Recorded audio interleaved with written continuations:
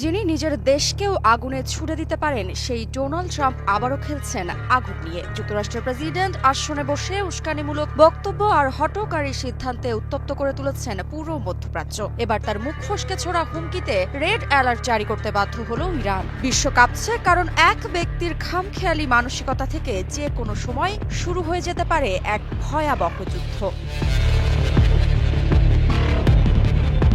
খ্যাপাটে ট্রাম্পের হঠাৎ করে নেওয়া অদূরদর্শী সিদ্ধান্তের কারণেই মূলত জারি করা হচ্ছে রেড অ্যালার্ট। তেহরানের বিরুদ্ধে মার্কিন প্রেসিডেন্ট ডোনাল্ড ট্রাম্পের প্রকাশ্য হুমকির পর ইরানের সর্বোচ্চ নেতা আয়াতুল্লাহ আলী খামেনির নির্দেশে সশস্ত্র বাহিনীকে সর্বোচ্চ সতর্কতায় রাখা হয়েছে। রয়টার্সকে দেওয়া এক সাক্ষাৎকারে ইরানের একজন শীর্ষস্থানীয় কর্মকর্তা বিষয়টি নিশ্চিত করেছেন।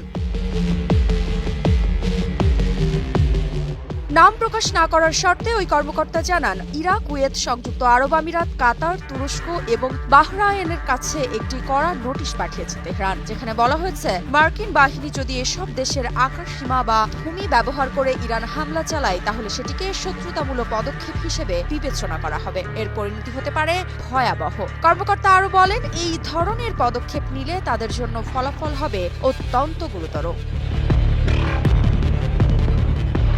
রয়টার্স আরও জানিয়েছে, ইরান এখনও পারমাণবিক চুক্তি নিয়ে যুক্তরাষ্ট্রের সঙ্গে সরাসরি আলোচনা প্রত্যাখ্যান করেছে। তবে দীর্ঘদিনের মধ্যস্থতাকারী ওমানের মাধ্যমে পরোক্ষ আলোচনা চালিয়ে যেতে আগ্রহী তেহরান, কারণ এতে ওয়াশিংটনের আসল অভিপ্রায় ও রাজনৈতিক সমাধানে আন্তরিকতার পরিমাপ করা সম্ভব হয় বলে মনে করছে ইরান।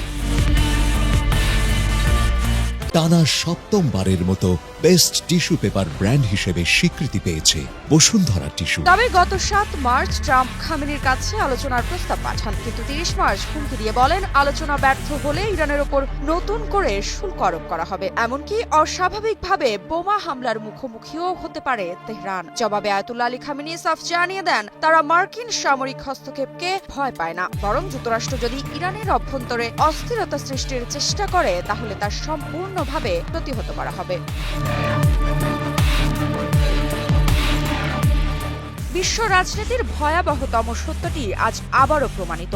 যখন সবচেয়ে বেশি প্রয়োজন স্থিতিশীলতা, তখন ট্রাম্পের মতো এক খ্যাপাটে লোক গর্জে উঠছে ধ্বংসের মঞ্চে। কথা নয়, সিদ্ধান্ত নয়, কূটনীতি নয়, শুধু হুমকি আর হামলার ভয়। এই খেলার আগুনে শুধু তেহরান নয়, পূর্বে গোটা মধ্যপ্রাচ্য, ঢুকবে পুরো বিশ্ব।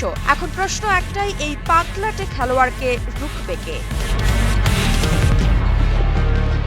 ঋত্বিকা বিশ্বাস, নিউজ 24।